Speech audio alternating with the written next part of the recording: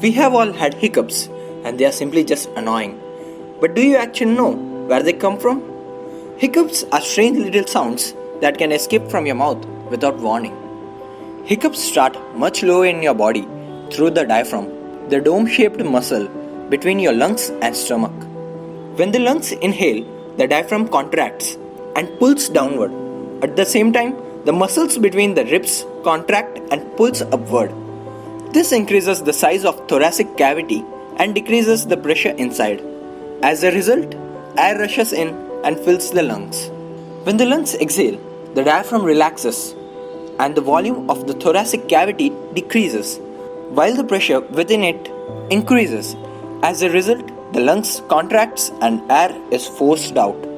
But if something irritates your diaphragm, it can spasm, forcing you to suddenly suck air into your throat, where it hits your voice box that makes your vocal cord suddenly close, creating a distinct hic sound.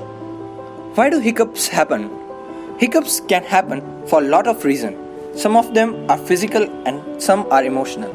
That's because the actual irritation happens in the phrenic nerve, connecting the brain to the diaphragm. Some common causes include eating too much or too quickly, eating spicy food, feeling nervous or excited, drinking carbonated beverages or too much alcohol, and there are many more reasons on the list. Hiccups are usually temporary, but in rare cases, they can stick around for a while. It's usually because of damage or aggravation to the nerve connected to the diaphragm. Everything from hair touching your eardrums to a sore throat can affect these nerves. And in more serious cases, a tumor, a goiter, or a cyst in your neck can damage them. Hiccups that last a while can also be because of central nervous system disorder like encephalitis or meningitis, or metabolic disorders like diabetes or kidney failure. Drugs like steroids or some tranquilizers can trigger long-term hiccups too.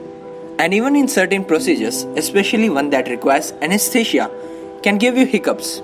If you have been hiccuping for more than 2 days, or if they are severe enough to interfere with eating, breathing, sleeping, or causing you distress, you should make an appointment with your doctor.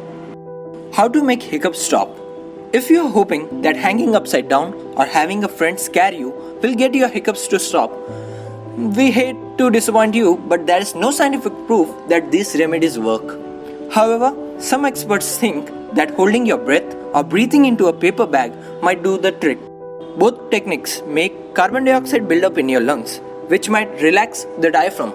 If all else fails and your hiccups continues for several days or more, your doctor may try different medications to see if they can put an end to those uncomfortable hiccups.